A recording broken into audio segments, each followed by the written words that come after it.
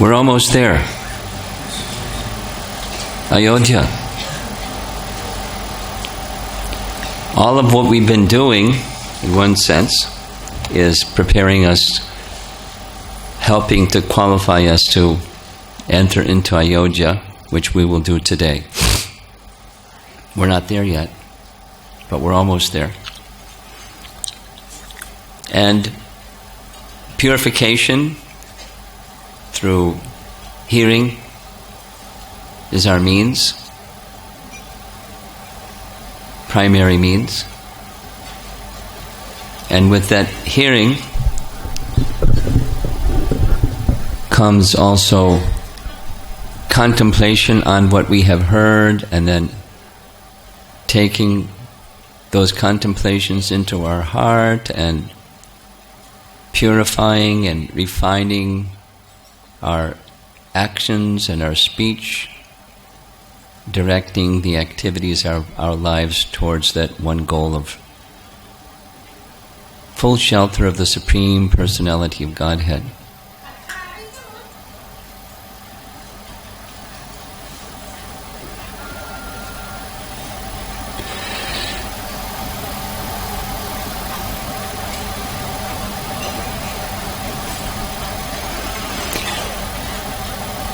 One of the things that we heard from the Bhagavad Mahatmya presentation when we were at Sutta Gadi, Sandilya Rishi was explaining this narration about the best method. Actually, it was Sutta and Shaunaka. The best method for hearing Srimad Bhagavatam is ardent hearing and contemplation of the subject matter, and reorienting the heart and everything of our life, body, mind, words, everything, following that hearing and the contemplation to get the best effect. I'm repeating something that we heard already for a purpose. And in in the Bhagavad Mahatmya of Padma Purana, the same thing is described by the Vishnu Dutas, or the agents of the Supreme Lord Vishnu, explaining to the narrator of the Bhagavatam why one may get full benefit and why another may not, hearing the same narration, the same place, same circumstance. And one of the elements is the same, contemplation. The ghost, the brother of the narrator, every evening he was contemplating on what he had heard during the day, while he was engaged in his worship of the deity form of the Lord. However he did that in a ghost body doesn't say, but it was what he did. And because of that, he received the full benefit. So I'm encouraging all of you, I hope you've been doing it. I've been trying to do it in the midst of all of what's going on. So I wanted to share some of those little contemplation about, we've been hearing a lot about Vishwamitra Muni. We're not going to hear anything further about him because after going to the Himalayas, he departs from the whole scene of Ramayana.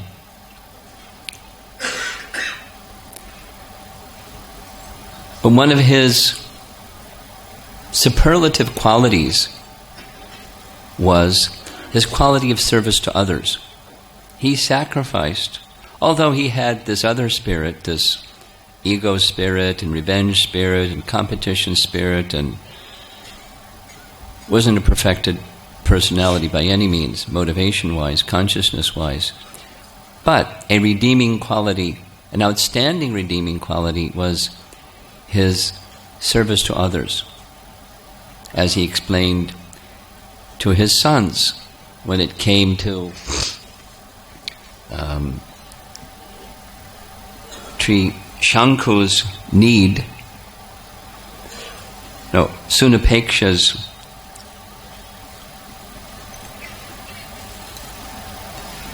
Sunakshepa's need to get relief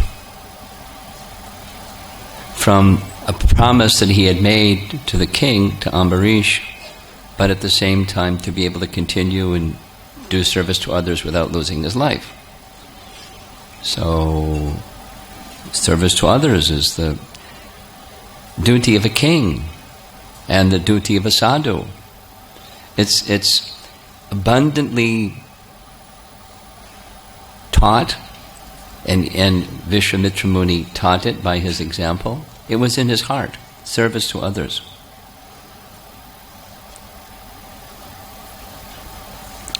Trishanku and Sunakshepa are outstanding examples that we heard. And that helped him. It wasn't the cause, but it helped him come to the position where he then wanted to leave the Himalayas and come to Siddha Ashram and do yagyas for the benefit of the world. Persons he didn't even know, but he knew that they existed. Outstanding for us, particularly as our founder Acharya. He had taken sannyas and was living in Vrindavan at the Radha Damodar temple 3 steps away from the deity by Krishna's divine arrangement, but he left all that to go find people that he didn't even know to give them the ultimate benefit, Shreya Uttama, thinking it's impossible. But I must do it because it's the order of my spiritual master to do so I must do it. And receive blessings from Rupa Goswami, and blessings from Krishna, and blessings from his spiritual master, and empowered and beyond his own expectation, in his own words, the result was there. Because he took the order of his spiritual master as life and soul, and the order of his spiritual master was the benefit of others, and fulfilled the order of Chaitanya Mahaprabhu that the holy name should be heard at every town and village, and so he went forth. So Vishwamitra Muni had the seed was there, and it grew into the benefit of the whole world, and then it grew into service to Ram. Somehow, because of his Brahminical acumen, he knew to bring Ram, rather than do it himself, or Dasarath's appeal, let me go. It wasn't just stop Subahu and Maricha, because Dasarath was materially speaking, better candidate. But it was Ram. And Ram is inseparable from Lakshman, and Lakshman is inseparable from Ram, so Lakshman went too. But it was Ram who destroyed them, bringing glory to Ram, and then later in Tataka. So, or as well, Tataka. So, he then did that service to others in service to Ram, and then he got Ram's association, his mercy, his blessings, and achieved perfection. So a limited qualification that's even with not of the best of motivations and not of the best of spirit of cursing his sons to become dog-eaters for 1,000 lifetimes. Wow. Hot-tempered personality.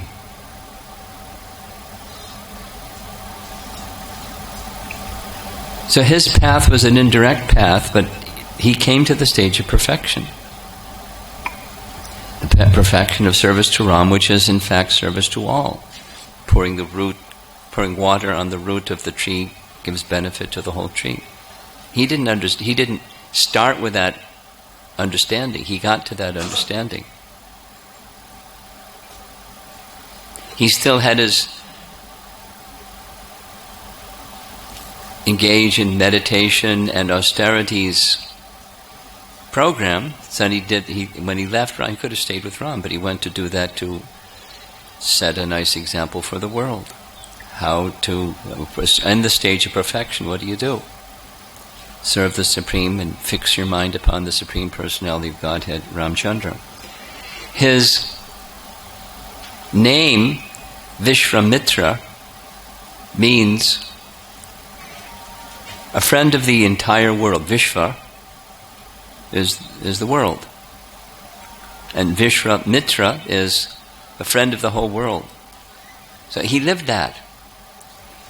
And in the stage of Vaishnav spiritual perfection, there's multiple references, I'll make reference to two, where two devotees of the Supreme Lord,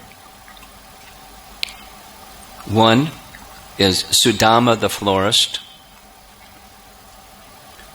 When Krishna entered Mathura one by one, he received some clothing and received some ornaments and received flowers, and received sandalwood and scented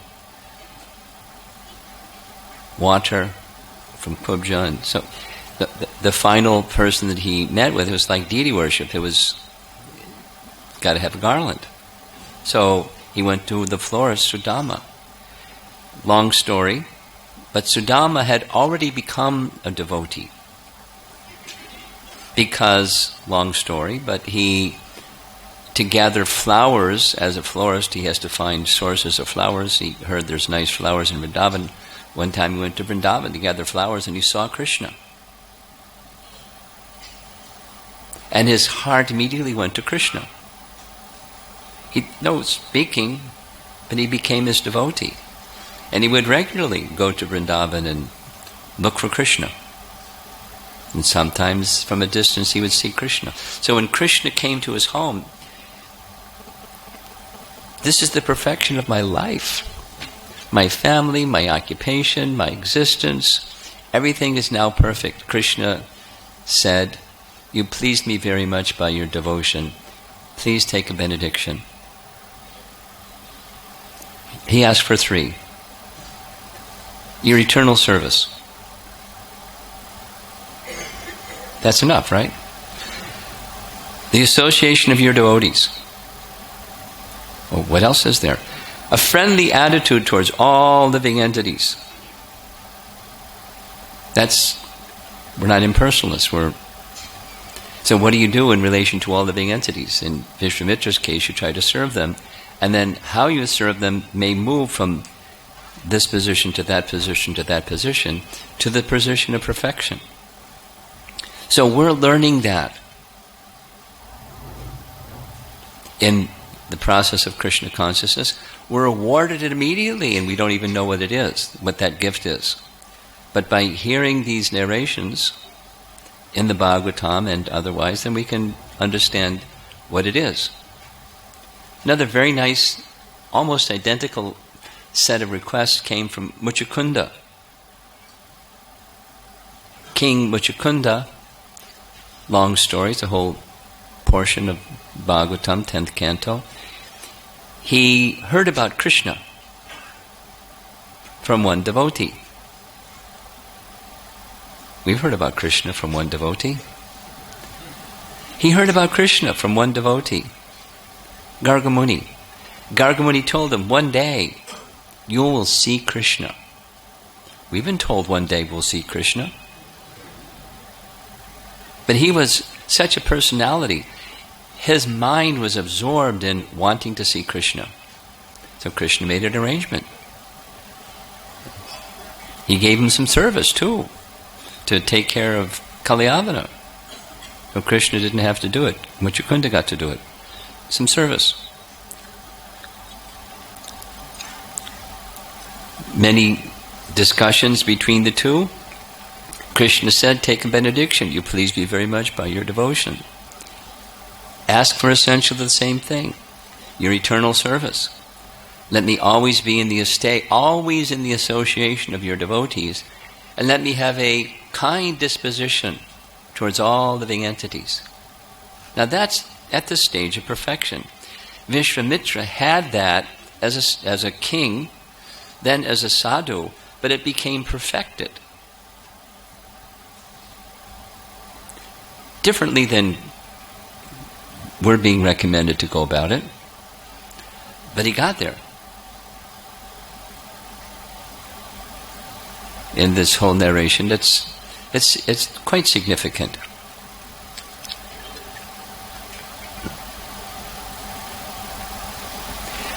And then another important lesson, this is my contemplation on what we've been hearing, just reflecting back on it. As I'm encouraging you, as we're hearing, however you process things, some take notes and different people, discuss with others and internally reflect, whatever works best for you. Take the subject matter and contemplate the subject matter that we're hearing. We're hearing from Valmiki. We heard yesterday from Janaka, one of the 12 Mahajans. And anyway, contemplate and then let it transform your heart. Let it lift your heart, and then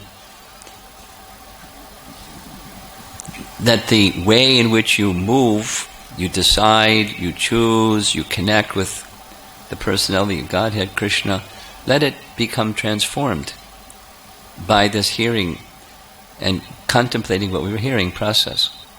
Let the heart be lifted beyond our time spent together and hearing nice stories.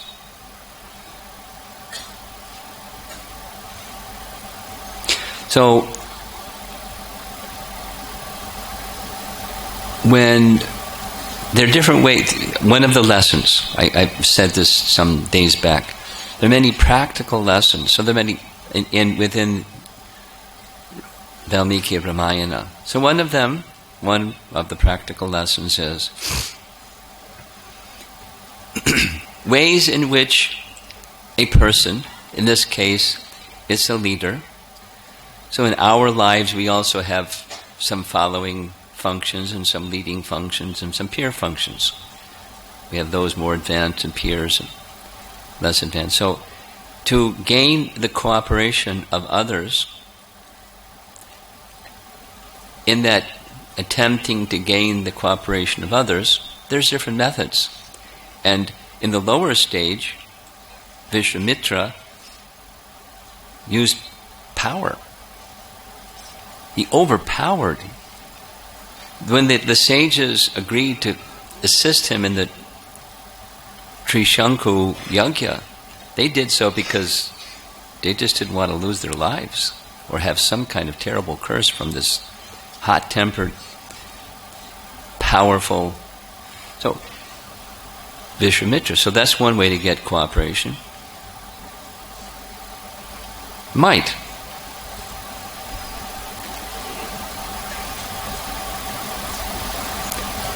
Then there's another. You indicate if you cooperate, you get some benefits. It's business. And then the intelligence starts to work, how to get the benefit. You get cooperation that way. People start to think, how we're going to get this profit, this benefit, this nice carrot, this nice reward. And the perfect ruler or leader or inspirer of cooperation rules by love. That's Ram. We're going to hear specifically some descriptions of when Ram returns to Ayodhya. It's brief, but how he ruled. And he ruled by love. He was powerful. He knew the benefits people will receive, but he didn't dangle those. He ruled by love. And then people gave their hearts. They gave their full commitment to him. They gave everything to him. They were ready to go anywhere, do anything with him, because he wanted to go. When he wanted to leave to go to the forest, they all wanted to go with him. So.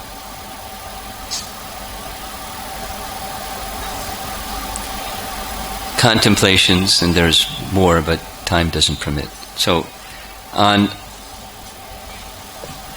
the subject matters that we hear, there's a practical or spiritual purpose and benefit that as we go along, day by day, let us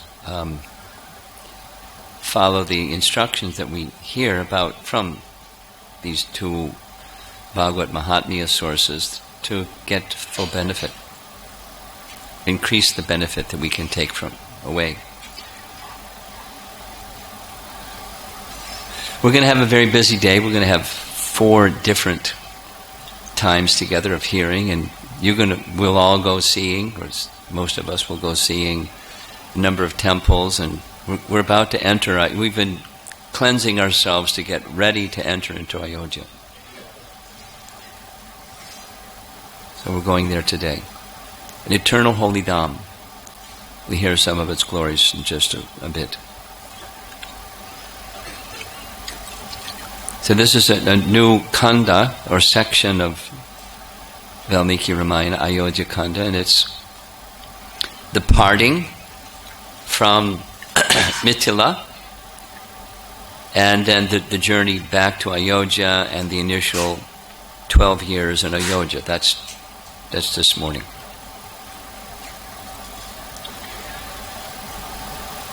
The marriage has been completed, and it's now parting time, the parting of the entourage going back to Ayodhya, and King Janak now without his 2 daughters, and Kushadwaja without his 2 daughters, but very happy that the daughters are married to such exalted, qualified personalities. The duty of parenthood is now completed in that sense.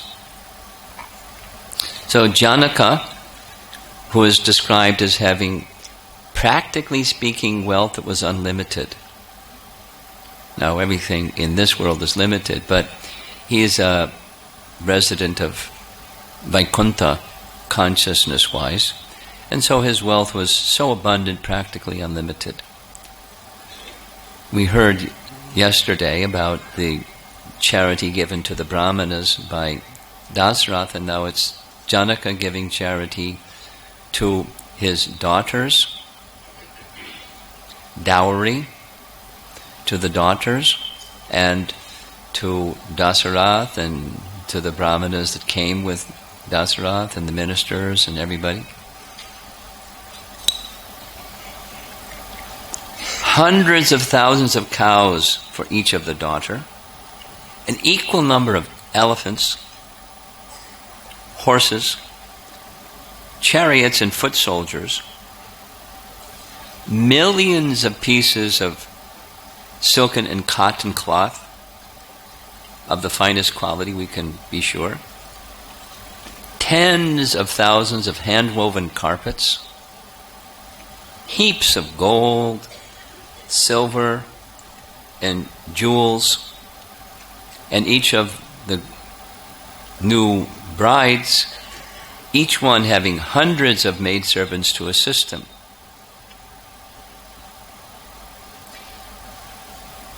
His duty is completed. Janak goes back to his palace. Dasarath with his whole entourage, his army, and all these other gifts and soldiers and elephants and horses. Big parade going back to Ayodhya. But sometime in between, because it took 4 days to get from Ayodhya to Mithila, it doesn't say how many days, but in the course of their travel, suddenly some surprising omens started to show themselves. Birds screeching and howling started swooping down towards the traveling party, the parade, the assembly of persons heading back to Ayodhya. And there were animals that were passing on the path from left to right. And Dasarath turned to Vishishta. What does this mean? Well, the birds screeching and howling and soaring down like this this is a sign that something inauspicious is going to happen. But the other one is a sign that it's going to end up all right. So don't worry. As they were conversing like this, suddenly the whole sky became pitch black.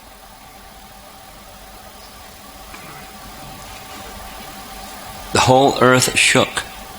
It was as if a storm came. Trees fell. No one could see anything in any direction. This huge dust storm came, and everyone, except for 4, fell unconscious. Pretty shocking and startling. Dasarath, Vishishta, and the 2 sons. I say the 2 sons because, at least what I've understood is, after the marriage, Bharata and Shatrughna went to Bharata's ancestral home. Everything covered in dust. Suddenly, Parasuram appears, right in their path. Huge, towering figure, dressed in tiger skins, hair matted in a coil on the top of his head, his body blazing with effulgence. Immediately Dasarath and Vishishta recognized him. On one shoulder was his battle axe, on the other shoulder was his bow, in his hand was a blazing spear.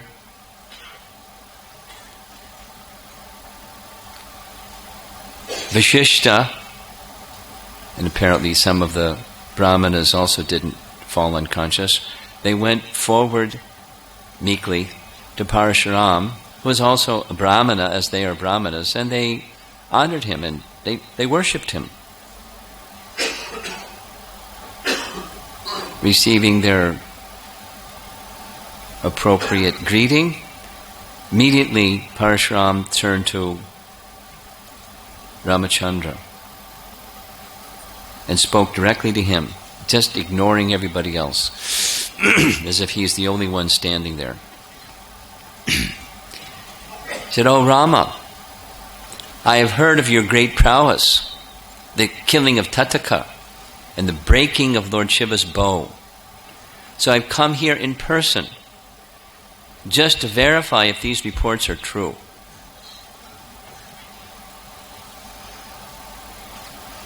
Parashuram narrates the whole story of the bow of Lord Shiva, which we heard yesterday. Then he gives the story of Lord Vishnu bow, which we heard yesterday. He said, this is my challenge to you. I'm carrying Vishnu's bow. I have one of the special arrows that is meant to be used with this bow.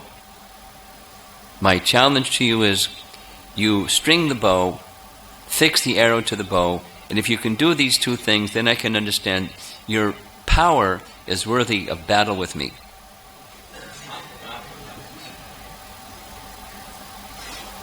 Dasarath hears, battle with Parashuram.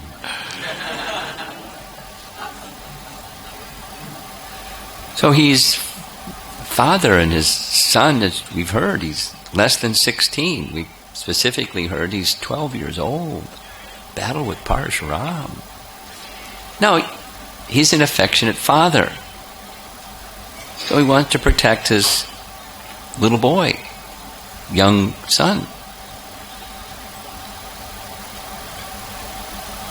He's going to hear from Parashuram specifically, or Parashuram is going to say to Vishishta and Dasarath and Ram, he's Lord Vishnu. Now, this is very interesting. It's one of the rare cases, there are others, but where 2 forms of the Lord meet one another. Very unique Leela. So Dasarath, rather than calling him Parashurama, he addresses him as Bhargava Rama. Bhargava One of the deities in Ahovalam is Bhargava Nrsimha. Some of the devotees from Indore went there, so they know. And it's a place, Bhargava Nrsimha is given that name because Parasuram, or Bhargava, Ram, did some austerities nearby, and so one of the names of the deities is Bhargava Nrsimha. So Bhargava is to invoke, just like we find in Bhagavad Gita. Arjuna addresses Krishna by different names, invoking a feature of him. So Dasarath wants to evoke the peaceful side, because Parashu means the axe, indicating this fierce, intense, Kshatriya, warrior-like side of him. We'll hear some more, time permitting, about that side of him. Oh, Bhargava Ram, you come in a dynasty of great spiritual personalities. And is it not true? He puts it as a question, so it's like not challenging. Haven't you long ago given up your resentment towards the Kshatriyas? Haven't you put away your weapons as made by a promise to Lord Indra? Haven't you renounced the world that you have conquered and given it to Kashyapa? And then you went to the forest? Haven't you gone to Mandra mountain and made that your residence? It would be appropriate if you gave protection to my son Ram, rather than engaging in battle and killing him. Please spare us from this challenge.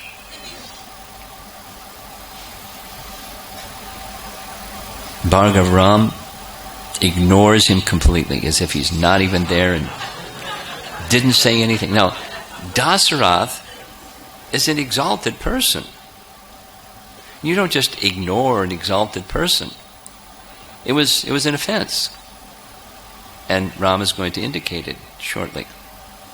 He just ignored him, insulted him by that ignoring him. He again speaks to Ram. One of the foremost duties of a Kshatriya is to accept a challenge of combat.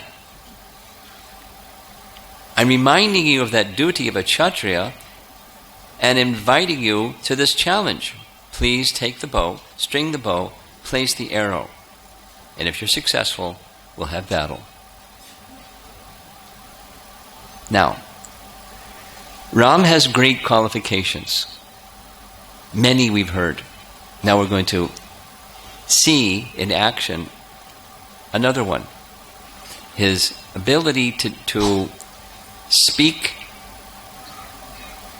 without anger, without uppityness, without, I'm smarter than you kind of speech.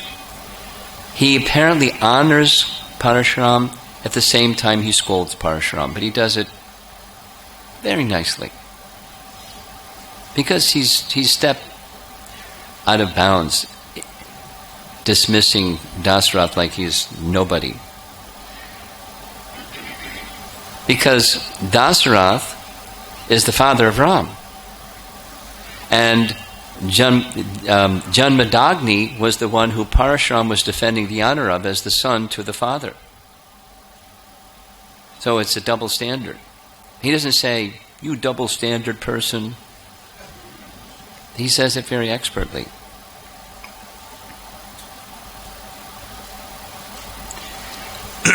Ram says, I've heard of your tremendous accomplishment of fighting and killing all the world's warriors. You have fully avenged your father, and I commend your action. You did the right thing when your father, they cut off his head. We'll hear some of that, how that happened.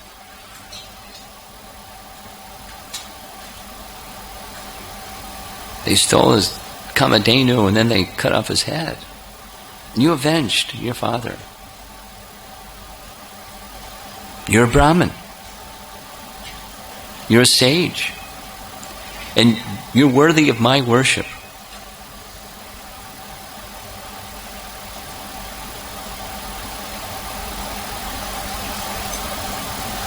You've done all this to respect and honor your father, and I approve of it. However, now here comes the chastisement part. But it's done in a way that we wouldn't know how to do it. Since you deride me and my father, seeing me to be a member of the warrior class, I shall display to you my personal prowess. Now, Dasarath heard it one way, that, he's saying what Parashuram did is okay. And he's just honoring, he's a real powerful battle axe carrier. And Parashuram thought, yeah, he's a smart boy. He understands I did the right thing.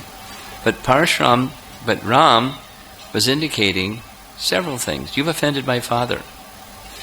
You who uphold the honor of your father have offended my father. That's not good. You have been bragging, boasting about your prowess. Great persons don't do that. Now you're invoking my duty as a king. I'll follow the duty of a king, a Kshatriya, and accept the challenge. Very confidently, Ram accepted the bow. Very swiftly he strung the bow. Very swiftly he pulled the bow back to his ear, aimed the arrow, and then asked Parashuram, now I have to release the arrow. And I don't want to release it to kill you. So, very expertly, he gave him a choice. Where should I release the arrow? One way is I could withdraw your power of locomotion. Because Parashuram had this capacity, he could travel at the speed of the mind anywhere he wanted to go. I could take that away from you. The arrow could do that. Or, if you like, all the powers that you have accumulated by all of your austerities, I can withdraw that. What would you like?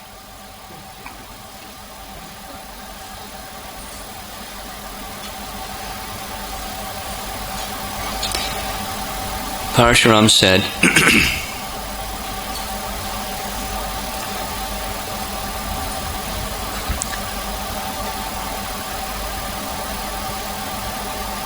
I've given the entire earth to Kashyapa. And Kashyapa said to me when I gave him the entire earth, a moment ago, you were the most powerful person on earth, and you controlled the whole earth, and now you have nothing. It belongs to me. And I'm requesting you, leave this earth. You can no longer reside here. I, Parashuram, have taken the words of Kashyapa as the guiding light of my life. I cannot violate the words of such a elevated personality. I have then taken my vow that I'll stay at Mahendra mountain, and I have to go back. The day is coming towards the end, and I have to go back to Mahendra mountain, so I can't give you my power of locomotion. So instead you can take all of my power that I've accumulated for all of my austerities. And in fact, I simply now recognize you are the Supreme Lord Vishnu. I am the servant of the Supreme Lord Vishnu. I wish to be engaged in your eternal service.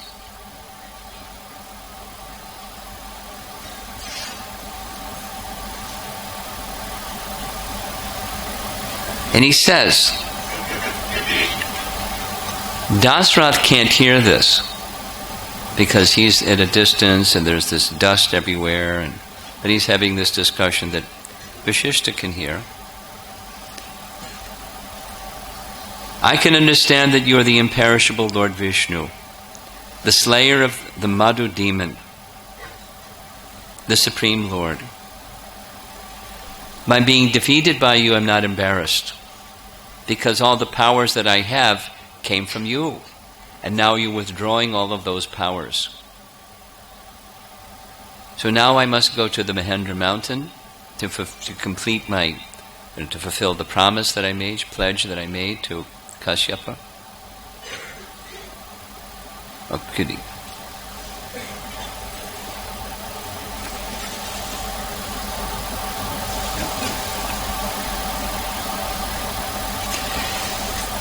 And he disappears.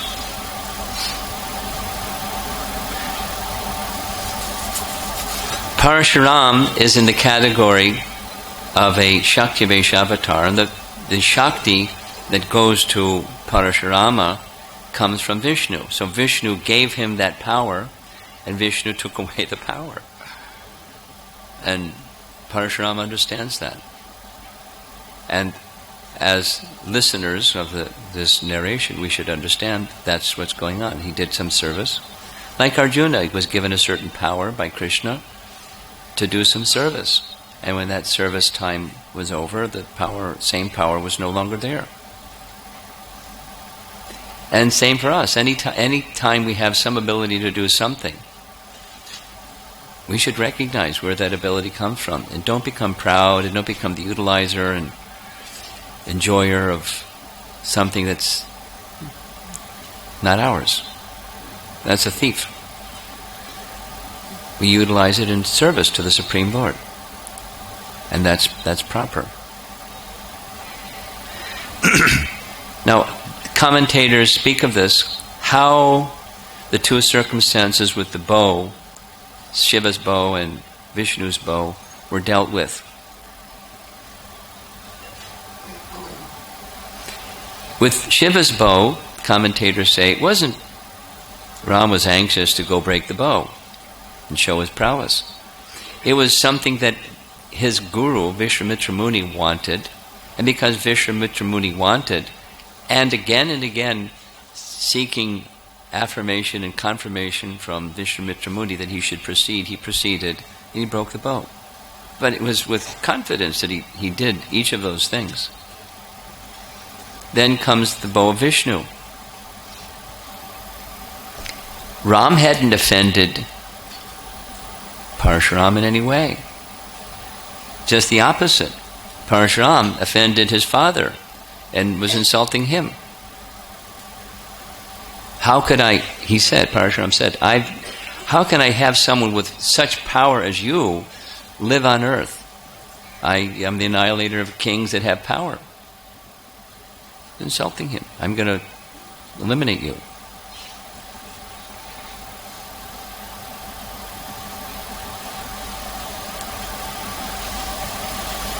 Parashuram was bragging about his own powers, and Ram didn't comment on that.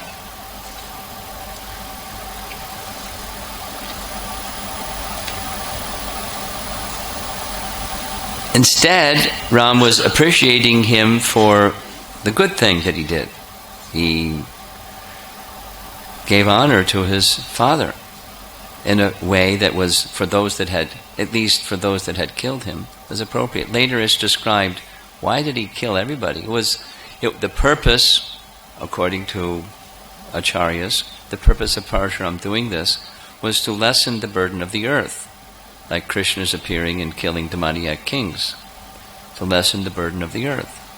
So it was what he did, traveling all over the whole country, killing kings or chasing them away, those that fled.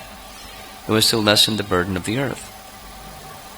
Not commensurate with what Kartavirya Arjuna's sons had done, but it was a plan of Lord Vishnu. Therefore, he was given the power to do what he did. And then the power was taken away. And then Ram gave him his choice of punishment. Ideal king. Ideal in ways that we've heard how he speaks and how he doesn't become angered when people offend him, and very, very careful. Punishment should be given not just because somebody deserves it. The effective kind of punishment is so the condition of heart becomes corrected.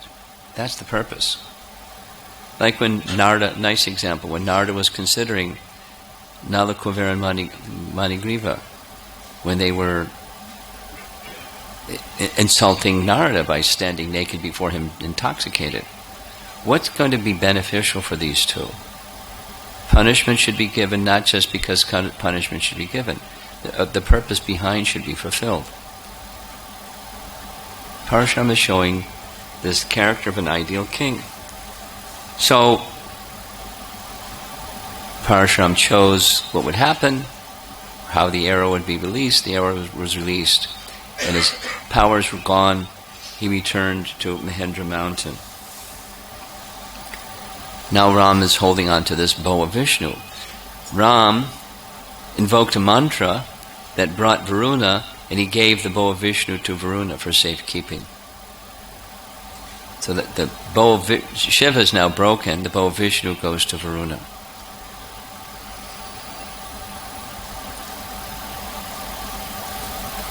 Then the whole entourage, the army and everybody else regained consciousness. They didn't know what happened. Ram said, Parashuram's gone now, everything's nice. Let's go to Ayodhya. And Dasarata was thinking, let's get to Ayodhya as fast as we can. Who knows what other obstacles are going to come. So hurriedly, they went to Ayodhya as quickly as possible. And as they're approaching Ayodhya, just as we're on the boundary of Ayodhya, word went to Ayodhya from the citizens, Dasarata is coming. And they heard the news of the marriage of the 4 sons of Dasarata, and the queens are in this entourage too. And so they go outside the city of Ayodhya, big festival to receive Dasarata. Description of the details of how they received him. And Dasarata is now very happy. He not only has a son, he has 4 sons. Now he has 4 sons. The 4 sons are married. This wonderful unity between himself and his dear friend Janaka. Perfect and happy. 12 years passed. So it makes Ram 24, 25 after their marriage, to the time that the wanting to have him coronated takes place. And they passed their time very happily, Sita and Ram, devoted to one another, serving one another. Sita always keeping Ram within her heart. She made herself, by her character, as well as her beauty, and all of her refinements, very dear to Ram's heart.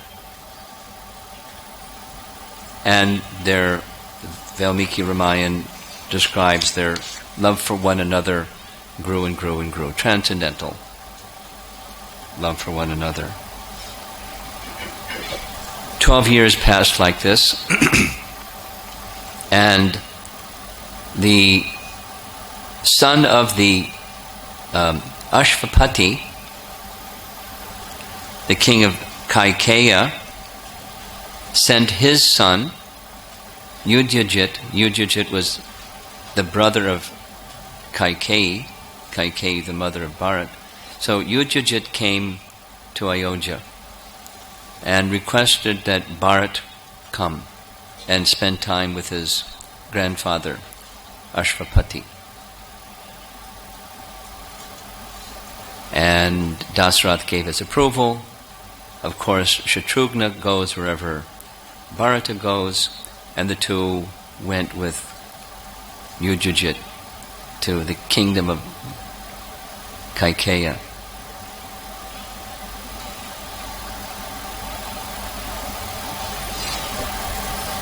Bharata took blessings from his brother, from his father, from the mothers, from the priests, all those respectful activities were performed. Then here comes I'm just going to read it because it's so nicely, concisely presented. How Ram, he was the prince, he wasn't the king yet, but he was carrying out the affairs of the state on behalf of Dasara. Ram was gentle and kind, but firm when necessary. He was always tranquil and soft-spoken, not retorting even when someone spoke harshly to him, like with Parasuram. He recognized the smallest of services rendered and did not take to heart any wrongs against him. Ram had conquered anger and was full of compassion, making all arrangements to protect the people. He surrounded himself with intelligent advisors and never made a decision without due consultation. Despite his power and ability, he always remained humble, mild, and self-controlled. He was not influenced by envy or hatred. He did not engage in frivolous talks and always sought the good in others. Free from lethargy, he was ever vigilant to carry out his duty. And Ram not only performed his duties as a dutiful prince, but he performed his duties as a dutiful husband. He spent time with Sita so that Sita was not feeling neglected. He loved her not only for her exemplary radiance, but her virtues as well. Not only Ram, Sita had also won over the entire family with her goodness and humility. So, a little bit of the detail, I think there's time, a little bit of the detail of Parashuram, Shakti Vaishavatar, Parashuram. We heard yesterday that Urvashi was cursed by Mitra to stay on earth and associate with King Pururava. Remember that? So, in her association with King Pururava, this is Bhagavatam, Canto 9, Chapter 15. That's the source. They had a number of sons. It mentions their name. The descendants of those sons included Janumuni. We heard about Janumuni in the descent of the Ganges. He drank the whole Ganges, very powerful. And Gadhi. We heard about Gadhi. Gadhi was the father of Vishwamitra. He was a Kshatriya, and Vishwamitra was his son.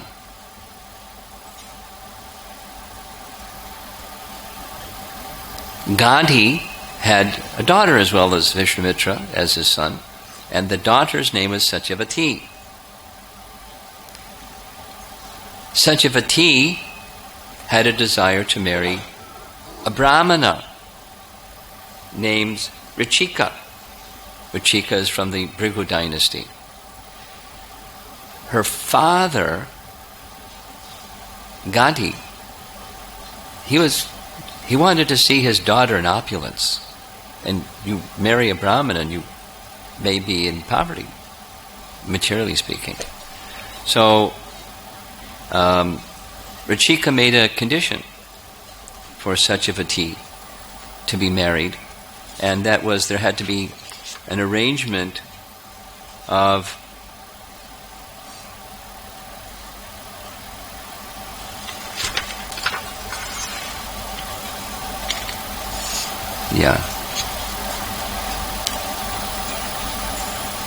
1,000 horses. Now, what's a sage living in the forest going to do to get 1,000 horses?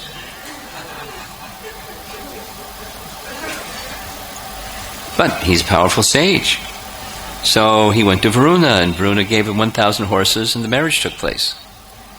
So now Gadi's got 1,000 horses, and Rachika and Satyavati are married. One time, Satyavati requested her elevated husband, Rachika, to arrange for her to have a qualified son.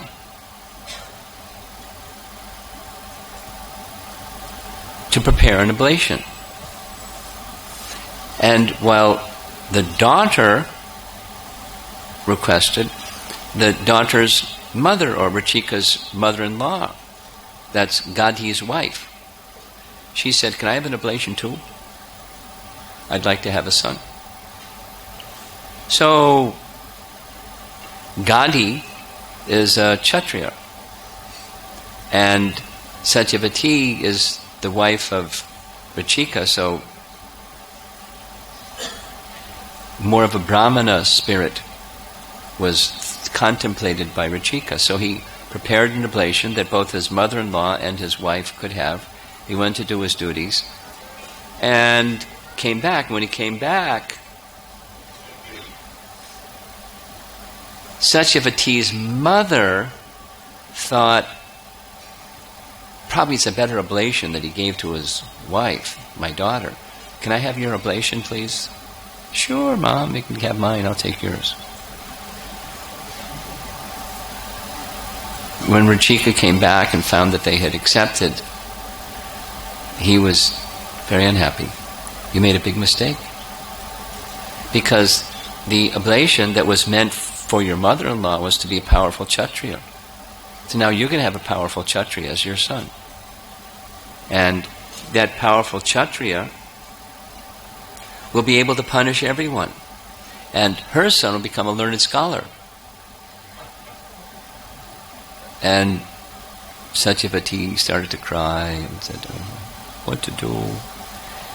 And Rachika said, "All right, the son of your son will be this powerful warrior person." So the son that was born, the eldest son that was born was Janmadagni. Rachika and Satyavati had their firstborn son, Janmadagni. So remember when Ambarish went to them saying, "Can I have one of your sons?" And Rachika said, "I'm very fond of my eldest son, you can't have him." That was Janmadagni.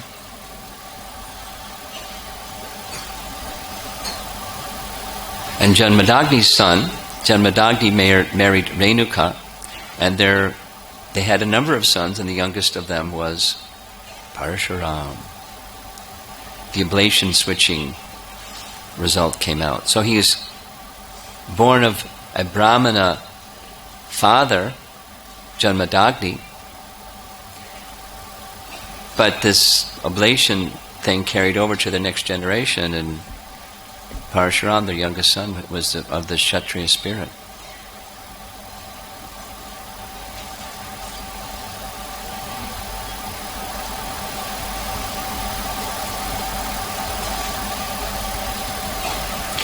Bhagavatam says that Parashuram is understood as a incarnation of Vasudeva, who annihilated the dynasty of Kartavirya and killed all the kings on the surface of the earth 21 times. So we heard about Kartavirya, didn't we? Let's recall what we heard about Kartavirya. He's the one that easily defeated. The Bhagavatam narration is the same as the Valmiki Ramayana narration.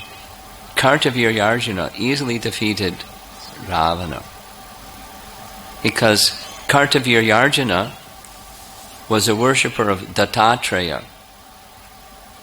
Dattatreya is incarnation, one of the sons, 3 sons of Anasuya and Atri Muni. And he is a partial incarnation, we'll hear some more about this in a little while, a partial incarnation of Lord Vishnu. So, Kartavirya worshipped Dattatreya. He wanted a benediction. He got it, 1,000 arms. He was already very powerful, and so now he has 1,000 arms. And he was a kind of like a playboy.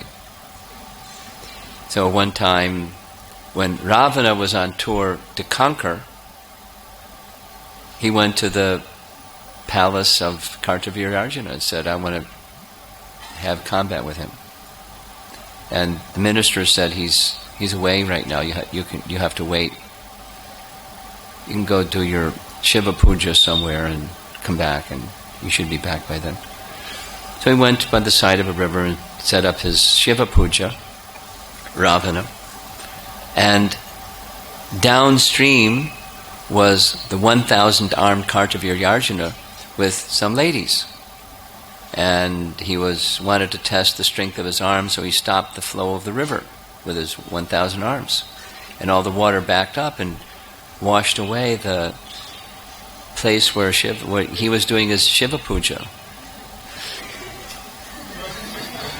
Who has done this? So he went downstream and found Kartavirya and confronted him. Kartavirya effortlessly tied him up with rope and took him back to his kingdom and humiliated Ravana completely. Ravana's father, Rishabhas, happened to just be passing through, saw his son tied up with rope, and said, Kartavirya, can you let him go? Sure, I can let him go. And he let him go. The Kartavirya is powerful and extremely proud. So one time Kartavirya was traveling, and very similar to what we heard when Vishwamitra Muni was visiting Vashishta. Kartavirya was traveling with his armies and came to the ashram of Janmadagni. Janmadagni, being such a qualified person, received the king very respectfully and said, let me make some offering to you for you and your army. And so he, Janmadagni, had a Kamadhenu. Doesn't give the name, but the Kamadhenu then supplied this fantastic feast and all activities for honoring the king and his army. Now, he was less polite than Vishwamitra Muni. Vishwamitra Muni at least asked. Kartavirya didn't even ask. He just said, I'm taking this cow. And they forcibly dragged the cow. Now, at that time, Parasuram and his brothers were away, doing some duties.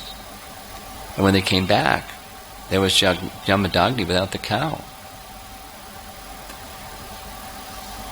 Parasuram picked up his chopper and went to the kingdom of Kartavirya and challenged him, give back my father's Kamadhenu. You stole his Kamadhenu. He's a Brahmin. You stole the property of Brahmana. Give it back. No way I'm going to give it back. Battle. Cut off his 1,000 arms, cut off his head, took the Kamadhenu back. Slaughtering many other soldiers of Kartavirya while he was there. Powerful.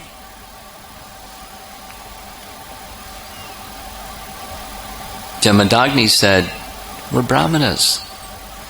We exercise forgiveness. We don't do things like this. You should purify yourself now for having killed the king. Go on pilgrimage for 1 year to holy places. So he did that. He came back. After some time, the sons of Kartavirya, they wanted revenge. So while Parasuram and his brothers were absent, they came, confronted Janmadagni, saw him engaged in his Brahminical duties, and chopped off his head. And took his head with them back to the kingdom. Revenge for the death of their father. Parasuram came back. And Renuka was crying and crying and crying, and there's the body of his father. How did this happen? Heard how it happened. He went and annihilated all the sons of Kartavirya Arjuna, and the whole kingdom, the whole army, everybody. Got the head of his father, brought the head back, performed some ritual, put the head back on the body of his father.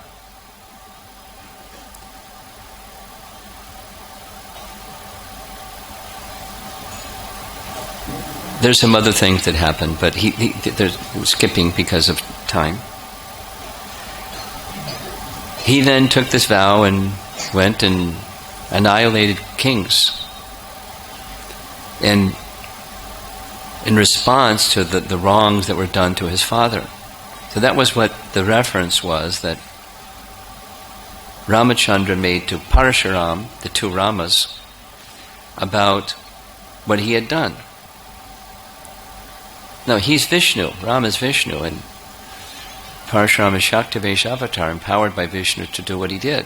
I approve of what you did, but I don't approve of your insulting me and insulting my father. So there's a little history of Parashuram from the Bhagavatam. That's not, all that detail is not presented in Valmiki Ramayana. And after breakfast, we're going to be visiting Ayodhya, and we're going to be visiting some places in Ayodhya that I'd like to briefly describe, because time doesn't permit to do much more than that. First, the name itself, Ayodhya. Etymologically, Ayodhya means invincible. Yuddha,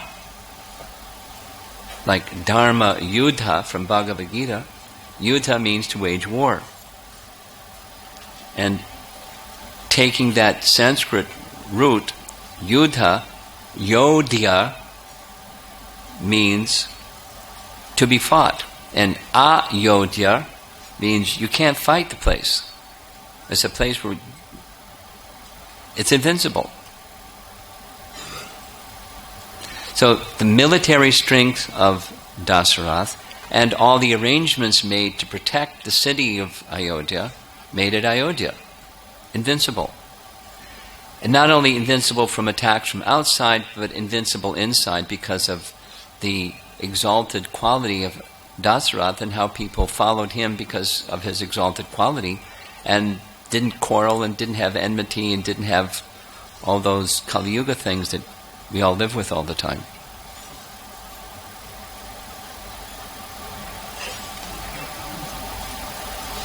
In the Adi Purana, the meaning of Ayodhya is given similar but slightly different. Ayodhya does not exist by name alone but by merit, meaning it's unconquerable by enemies. And so then another meaning is unconquerable by enemies within, because there's enemies outside, but there's enemies inside when there's sinful tendency and you act on sinful tendency, and that sinful tendency is your own enemy. And Ayodhya is where people didn't have sinful tendency because they had Dasarath as their king, and they followed Dasarath with love, and they were freed from sin. So they didn't have any enemies outside or inside. Ayodhya was the capital of the kingdom of Koshala. We heard earlier, the kingdom of Koshala went all the way from Nepal down to South India. Huge kingdom. And Ayodhya was the capital. We heard it's, 96 miles by something, just the capital city. Big city. And then the Dandak forest was part of the kingdom. And then there's so many other cities and so forth, ruled by Dasarath from the capital of Ayodhya.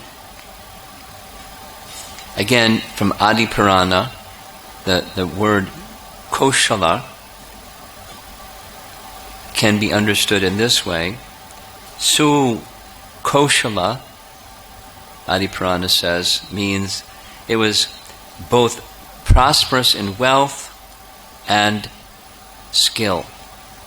So there was every artisan, every trade, commerce, Koshala. And Ayodhya was its capital. In various Puranas, Ayodhya is spoken about in very elevated terms. Brahmanda Purana speaks of it as amongst the most sacred of holy cities, alongside with Mathura and Haridwar and Kashi and Avanti. The Garuda Purana speaks of Ayodhya as one of the 7 holiest places in all of India. So Ayodhya has some special place, and we'll be shortly visiting there. One of the most important places, specifically, is the birthplace of Ram. We heard of the marriage of Ram and with Sita, and the marriage place, just like in Mathura, the Janma Bhumi of Krishna in Mathura. So it has some rich history. According to the descriptions of historians, after Ram departed, we're going to hear some little bit about Ram's departure. After Ram's departure, the city of Ayodhya became empty, literally, because everybody went with him. And Kusha and Lava were enthroned as kings of the kingdom, but one went north, one went south, and Ayodhya became vacant, literally vacant, after Ram's departure. And so it had to be rediscovered. And at least from religious authority, the mundane scholars have a different idea, but there was a great king who rediscovered Ayodhya. His name was Vikramaditya. And at the place, there's some details we'll hear shortly. How did he know where? He installed a temple at the very site of the birthplace of Lord Rama. This is before BC, before Christ. So we're speaking now Dwapara Yuga, Kali Yuga. Lots of time passed. He just built a temple there. And some sort of temple existed there until the year 1528, when Mughal emperor knocked it down and put up a mosque. And then, even in recent times, the mosque was destroyed, 1992, and the temple of Ram's birthplace was put up, and it's been a lot of turmoil, and that's why when we go to visit the place, you're going to we'll have shown your passport information, because they won't let people in, and it's lots of turmoil. Lots of turmoil. As, similar to in Mathura, right next to the birthplace of Krishna is a big mosque. Anyway, so, there's security check like you're going into an airport. You can't take any cameras, no metal. But anyway, it's a turmoil place.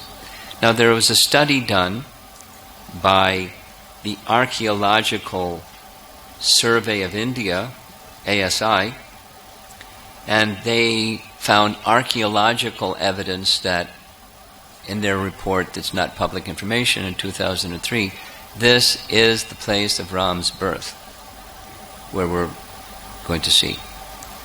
It's called Ramkot. And it stands on an elevated, raised part of the earth in the city of Ayodhya.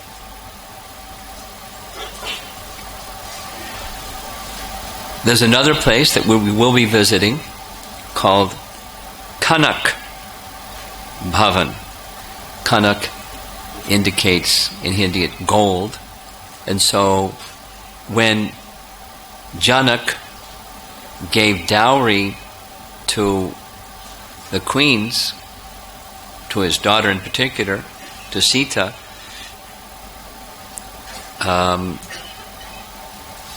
dowry was placed somewhere, and Kaikeyi made a palace of gold for Sita. It was a gift to Sita. Now later she turned sour because of Mantra's association, but there was a palace of gold that was in Dwapara Yuga. The palace of gold was lost, but when Vikramaditya, the king, came, he established a temple in that place, Kanak Bhavan. It was repaired by another king, 387 AD, destroyed by a Mughal ruler in 1027, reconstructed by another Vaishnav king in 1891, and its goldness is specifically, it's no longer the temple is gold, but the deities of Sitaram, Lakshman and Hanuman are worshipped very opulently with gold and paraphernalia. Large amounts of gold. And in the interior, I believe we'll see, there's a large open area where the feet of Ramachandra, Ramapada, are found. There's 3 sets of deities in this Kanak Bhavan. One is the largest, then the medium and the smallest. So the largest is the reconstruction of this temple most recently by the queen, Rishabhanu Kanwari. She has installed large deities of Sita and Ram. And then to the right of those large deities, there's a medium set of deities that it is said this king Vikramaditya, he salvaged when he was renovating, found the place. That's why he knew where the place was. And then in addition, there's a third very small pair of Sitaram deities that at least local history says when Ram was present, he entrusted these deities to a woman, hermit, who was absorbed in meditation on Ram, and he said, you worship these deities, and before you die, you bury them in the ground. Later on, when they're excavating to find where the place was that I was born, they'll find the deities, and that's how they'll know. There's some local history like that. So 3 sets of deities in this temple.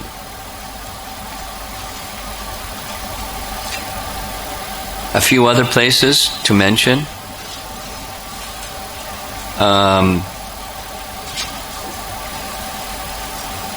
Chakravarti Maharaj Dasrath Mahal. It's a long name. It's a place where it is believed that Dasarath resided. And now there's a temple, Sitaram, Lakshman, Hanuman, Bharat and Shatrughna, place where Dasarath resided. A temple at least to honor that. Hanuman, Garhi, we're going to visit that not today but tomorrow. It's inside a fort. And the fort is at the western gate of Ramkot. Ramkot is the place where Ram was born. At the western gate is this deity of Hanuman. And it is said that Hanuman stayed here. It says that he lived in a cave inside this area where the fort is, and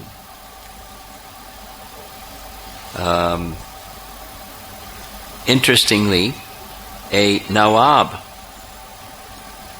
apparently became Ram Bhakta. he donated the land and he built the fort in honor of Hanuman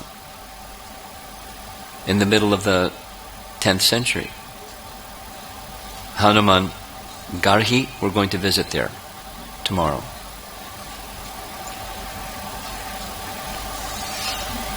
Here's a little description of that fort. It's a rectangular shape. It has 4 sides, and on each of the corners there's a circular guard place, and inside there's a temple of Hanuman. And in Ayodhya, it's one of the most popular places. Lots of people that are devotees of Ram, they're Hanuman Bhaktas. And as we heard earlier, we visited in Naimisharanya. People go there and they recite the Sundarakanda of Ramayana. It's right in the center of town. To get to it, you have to walk up a bunch of steps, 76 steps, up. Then this fort. And in the main temple, there's a deity of Hanuman's mother, with Hanuman as a baby in her lap.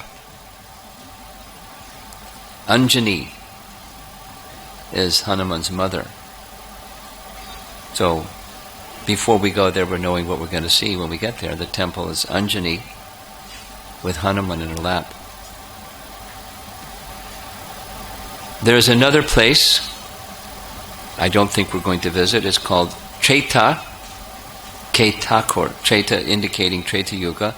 The Lord of the Treta Yuga. It's a Ram temple. And it's said to be a place where Ram engaged in yagyas. After returning to Ayodhya, for the benefit of the citizens, he engaged in Ashwamedha yagyas. One of them we saw at Naimisharanya. So, Yagyasthala, the place where the yagya is performed. And so here is a place where Ram is said to have done that. The deities, it's a very old style of deities where the stone is one piece and then there's various personalities depicted. Along with the 4 brothers and Sita, and of course Hanuman, there's Jai and Vijay, and Vashishta, and Sugriva, all in one deity form. Blackish stone. And there's a temple of Lord Shiva that is purportedly established by one of Ram's sons named Kusha. So, Kusha one time was bathing in the Sarayu river, and one of the ornaments on his arms, the armlet, came off, and one of the Nagas, young Naga maiden, found it. She kept it. She developed some loving feelings for Kusha. Kusha demanded the ornament back. She didn't want to give it back. Kushan then got angry and threatened, I get it back or I'm going to dry up the Sarayu river. The father of the Naga girl came before Kusha and, please don't dry up the river. He spoke in such a way that Kusha was pleased, and he then, because the Naga father was a worshipper of Lord Shiva, it is said Kusha made a temple to Lord Shiva called it Nageshwara Nath. Now the historians say when Ayodhya was emptied, all of the things that were there before were lost to antiquity except this temple. Nageshwar Shiva temple. And that helped Vikramaditya verify where things were, because the description in Ayodhya surrounded that place.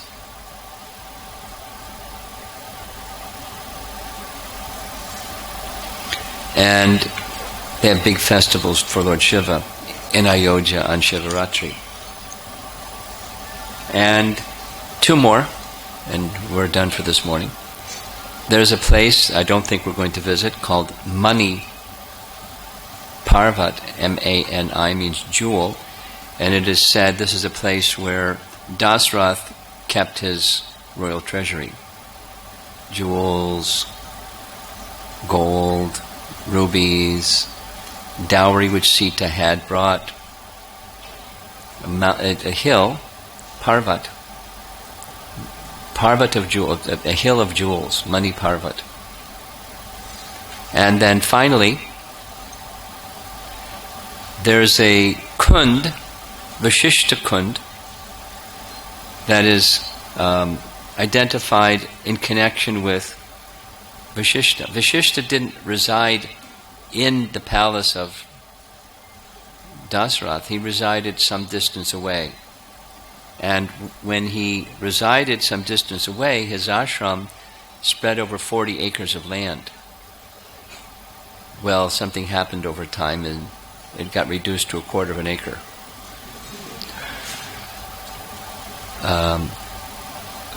But there's a well in that 1/4 of an acre that some believe, different than what Valmiki Ramayana says, but it's the source of the Sarayu River. So it's near the city of Ayodhya, but a little bit of a distance, and in that 1/4 of an acre there's a small temple,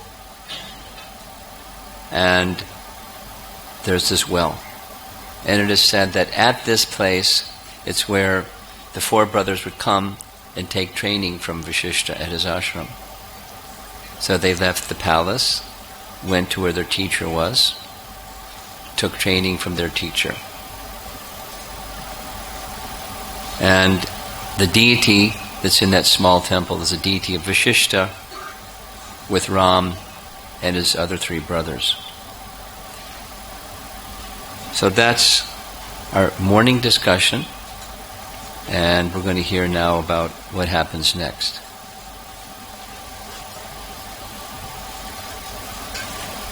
Ayodhya Dham ki Jai. Lord Ramachandra ki Jai. Hare Krishna. Few announcements. Today's breakfast prasadam is sponsored